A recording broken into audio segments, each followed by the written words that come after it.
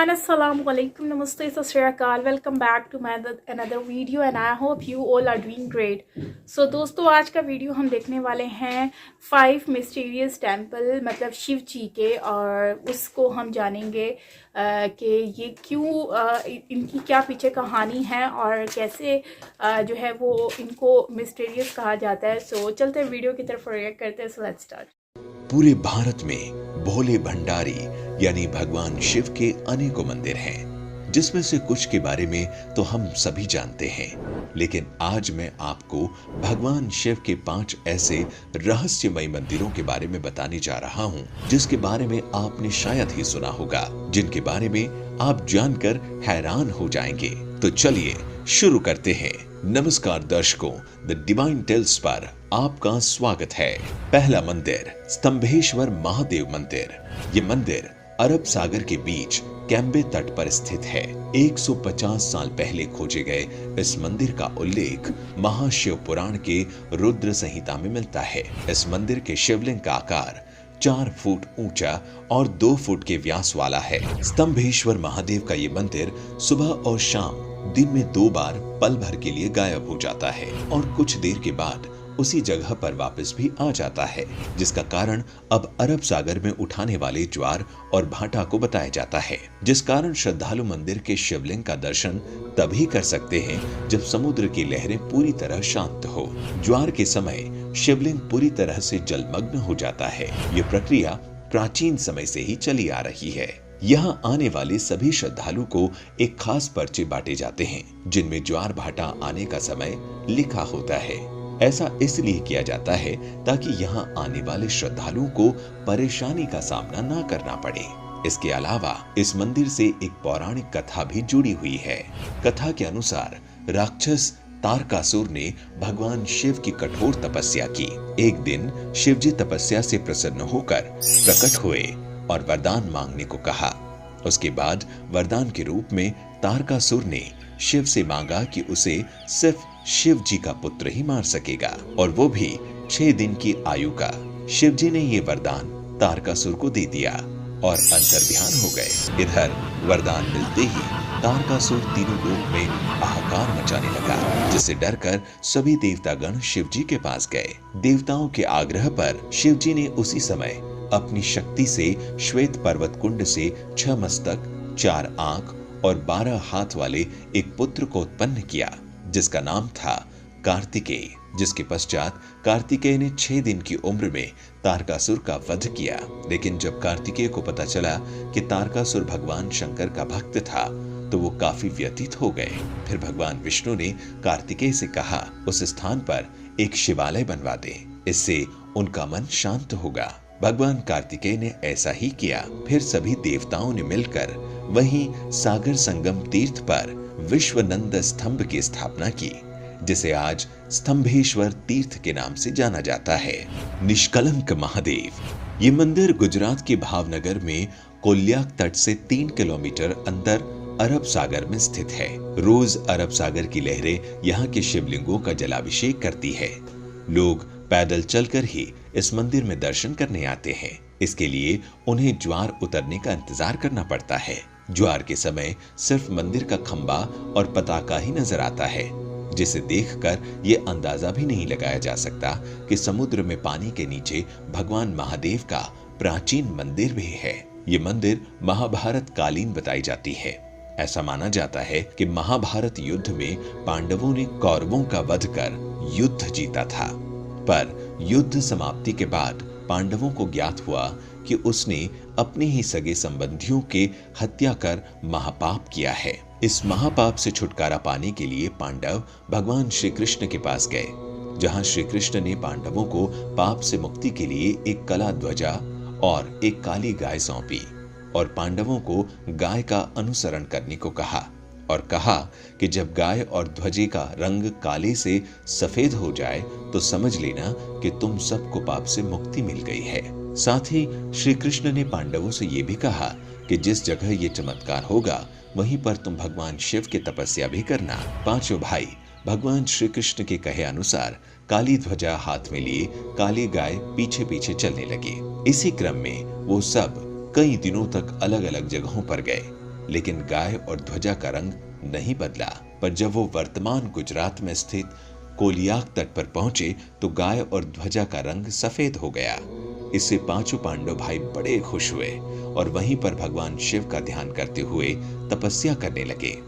भगवान भोलेनाथ उनकी तपस्या से खुश हुए और पांचों पांडवों को लिंग रूप में अलग अलग दर्शन दिए।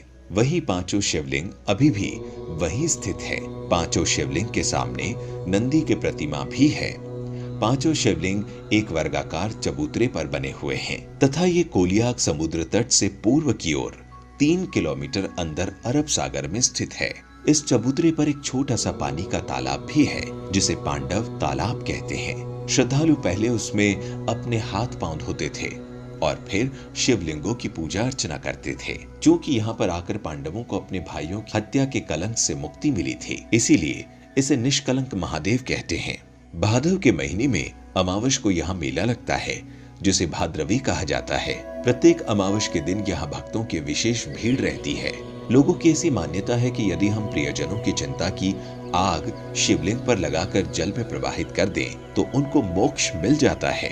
मंदिर में भगवान शिव को राख, दूध, दही और नारियल चढ़ाए जाते हैं। सालाना प्रमुख मेला भाद्रवी भावनगर के महाराजा के वंशज के द्वारा मंदिर की पताका फहराने से शुरू होता है और फिर यही पताका मंदिर पर अगले 1 साल तक फहराती है।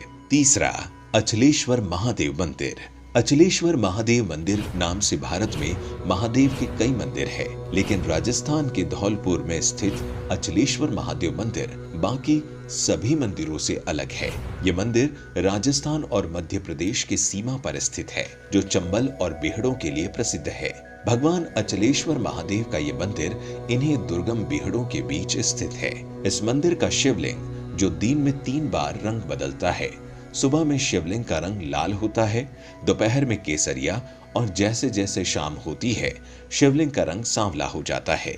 इन रंगों के बदलाव के रहस्य को कोई नहीं जानता। अचलेश्वर महादेव का ये मंदिर भी काफी प्राचीन है, क्योंकि मंदिर का ये इलाका डाकुओं के लिए काफी प्रसिद्ध था, जिस वजह से यहाँ कम श्रद्धालु आते थे। साथ ही यहाँ तक पहुँचने का रास्ता बहुत ही पथरीला और उबड़ खाबड़ था। पर जैसे जैसे भगवान के बारे में लोग जानने लगे, यहाँ पर भक्तों की भीड़ जुटने लगी। इस शिवलिंग की एक और अनोखी बात ये भी है कि इस शिवलिंग के छोर का आज तक पता नहीं चला है। कहते हैं बहुत समय पहले एक बार भक्तों ने शिवलिंग की गहराई को जानने के लिए इसकी खुदाई की, पर काफी गहराई तक खोदने के बाद भी इसके छोर का पता नहीं चला। अंत में भक्तों ने इसे भगवान का चमत्कार मानते हुए खुदाई बंद कर दी। भक्तों का मानना है कि भगवान अचलेश्वर महादेव भक्तों की सभी मनोकामनाओं को पूरा करते हैं। लक्ष्मेश्वर महादेव मंदिर। ऐसा माना जाता है कि इस मंदिर की स्थापना भगवान राम ने खड़ और दूषण के वध के पश्चात अपने भाई लक्ष्मण के कहने पर की थी। लक्ष्मेश्वर महादेव मंदिर के गर्भगृह में एक शिवलिंग है जिसकी स्थापना स्वयं लक्ष्मण ने की थी। इस शिवलिंग में 1 लाख छिद्र हैं, इसीलिए इसे लक्षलिंग भी कहा जाता है। इस लाख छिद्रों में से एक छिद्र ऐसा भी है जो कि पातालगामी है, क्योंकि उसमें जितना भी जल डालो वो सब उसमें समा जाता है। लेकिन एक छिद्र अक्षय कुंड है, क्योंकि उसमें जल हमेशा ही भरा रहता है। लक्षलिंग पर चढ़ाया गया जल मंदिर के पीछे कुंड में भी चले जाने की मान्यता है, क्योंकि कुंड कभी सूखता नहीं। लक्षलिंग जमीन से करीब 30 फीट ऊपर है और इसे स्वयंभू लिंग भी माना जाता है। और 5वां, बिजली महादेव मंदिर। भगवान शिव के अनोखे अद्भुत मंदिरों में से एक है हिमाचल प्रदेश के कुल्लू में स्थित बिजली महादेव मंदिर। कुल्लू का पूरा इतिहास बिजली से जुड़ा हुआ है। कुल्लू शहर में व्यास और पार्वती नदी के संगम के पास एक ऊंचे पर्वत पर बिजली महादेव का प्राचीन मंदिर है। पूरी कुल्लू घाटी में ऐसी मान्यता है कि ये घाटी ही एक विशालकाय सांप के रूप में है। इस सांप का वध भगवान शिव ने किया था। जिस स्थान पर मंदिर है वहां शिवलिंग पर हर 12 वर्ष बाद आकाश से भयानक बिजली गिरती है। बिजली गिरने से मंदिर का शिवलिंग खंडित हो जाता है। यहाँ के पुजारी खंडित शिवलिंग के टुकड़े को एकत्रित कर मक्खन के साथ इसे जोड़ देते हैं। कुछ समय बाद ही शिवलिंग ठोस रूप में परिवर्तित हो जाता है। इस शिवलिंग पर हर 12 साल में बिजली क्यों गिरती है? इसके लिए आई बटन पर क्लिक कर हमारा वीडियो बिजली महादेव मंदिर में देखिए। तो दर्शकों, ये थी भगवान शिव के 5 रहस्यमय मंदिर की कहानी। इन मंदिरों के अलावा आप भी किसी शिव जी के मंदिर के बारे में जानते हैं तो हमें कमेंट करके बताइए। अगर आपको वीडियो बहुत अच्छी लगी तो ज्यादा से ज्यादा लाइक और सब्सक्राइब करें। साथ ही ऐसे और भी आध्यात्मिक वीडियोस के लिए हमारा YouTube channel the divine tales को अभी सब्सक्राइब करें। वीडियो शिव जी के लिंग के बारे में है कि शिव जी जो है बेसिकली उनकी डिफरेंट हमें जो है वो कहानियाँ सुनने को मिलती हैं जो कि इन टेम्पल्स के पीछे हैं। जैसे कि एक टेम्पल जो है वो पानी के अंदर है और उसके पीछे हमें स्टोरी भी सुनने को मिली कि किस तरह से वो टेम्पल वहाँ पे बना। मतलब कि बड़ी बात है कि वो पानी के अंदर बना हुआ है और लोग इंतज़ार करते हैं। साइडों पे उन्होंने जंगले बनाए हुए हैं ताकि बैरियर्स बनाए। पानी जब शांत हो जाता है, लहरें शांत हो जाती हैं तो फिर सब लोग जाकर वहाँ पर पूजा करते हैं, अपनी जो भी होती है वो कर सकते हैं। दूसरा, वहाँ पर एक जो शिवलिंग है वहाँ पर कलर बदलता रहता है। तो वो कहते हैं कि लक्ष्मण जो है उन्होंने बनवाया था, राम जी के जो भाई उन्होंने।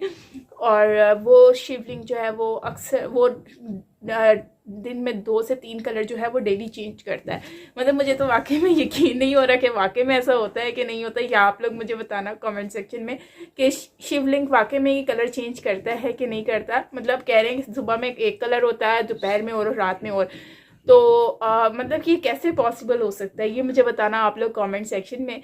एंड वो गाय वाला बड़ा इंटरेस्टिंग था कि गाय जहाँ पर जाकर रुक जाएगी, पांडु जो 5 भाई है वो वहीं पर ही रुक कर, अगर गाय का कलर जहाँ चेंज हो जाता है वहीं पर ही उन्होंने तपस्या करनी है शिव जी की। तो ये भी बहुत ज़्यादा इंटरेस्टिंग है कि वहाँ पर जो है वो उनको उनका नाम जो है वो मतलब वो फिर वहाँ पर उन्होंने वो शिवलिंग 5 शिवलिंग थे। आई थिंक 5 थे या 7 थे, 5 थे क्योंकि वो 5 भाई थे ना। तो खैर वहाँ पर वो शिवलिंग बना दिए गए। तो अब वहाँ पर सब लोग जाते हैं और शिवलिंग के पास और वहाँ पे तपस्या करते हैं। लेकिन एक बात है कि मैंने ज़्यादातर टेम्पल जो है वो पानी के अंदर देखे हैं। मतलब कि सारे ज़्यादा से ज़्यादा समंदर की साइड पर ही हैं। तो यहाँ साहिल समंदर के जो सी साइड है उसके किनारे पर ही बने हुए हैं या उसके अंदर हैं। जैसे कि वो एक तो है कि वो फ्लैग, ऊपर से फ्लैग दिख रहा होता है खाली और अंदर से अंदर मतलब पानी के अंदर है बिल्कुल। तो वहाँ लोग किस तरह से जाते होंगे ये तो बात मुझे भी समझ नहीं आई कि लोग उधर किस तरह से अपनी पूजा करते होंगे। और सिर्फ फ्लैग नज़र आ रहा है और तो कुछ निशान ही नज़र नहीं आ रहा। तो लेकिन यह है कि देखो बड़ी बात है कि पानी के अंदर वो एक टेम्पल बना हुआ है जो कि इतना उसकी वैल्यू है। और दूसरी बात, लोग जो हैं वो जो आस्था करते हैं वो लोग तो आते ही आते हैं। तो इसके अलावा हमने एक और चीज़ देखी है कि शिव जी का जो बेटे होते हैं वो उनको जो है वो मारते हैं, जो है वो जो मतलब जिनको वो पावर देते हैं तो उनको जो है वो शिव जी के बेटे ही उनको मारते हैं। तो वो वाला भी स्टोरी बड़ी इंटरेस्टिंग थी। ये तो मुझे वाकई में नहीं पता था कि शिव जी की ये स्टोरी भी है। तो ये स्टोरी एक्चुअली है क्या, या आपके पास इसका लिंक हो तो मुझसे ज़रूर शेयर करना। मैं इसको डिटेल में जानना चाहती हूँ कि क्या हुआ था और किस तरह से जो है वो इतना मतलब वो उसको जब इतना वो पावर दी गई थी तो उसने इसका क्या गलत यूज़ किया था, तभी शिव जी ने जो है वो अपने बेटे को भेजा और उसको मारने के लिए। तो ये आपने मुझे शेयर करना है। अगर आपको आइडिया हो या फिर आपको पता हो कि ये ऐसा है या फिर कुछ और है, वो भी आप स्टोरी मतलब लिंक आप मुझे शेयर कर सकते हो तो अच्छा लगेगा। तो बाकी ओवरऑल ये है कि अच्छा वीडियो था और मतलब डिफरेंट ये चीज़ें तो वाकई में मुझे भी नहीं पता थी। मैंने खुद तभी देखी हैं कि पानी के अंदर और मतलब बिल्कुल टेम्पल अंदर होना बड़ी बात होती है यार। और मतलब इस तरह की बड़े कम मैंने देखे हैं, मुझे नहीं पता था कि इस तरह से पानी के अंदर भी होते हैं। तो खैर अच्छा था।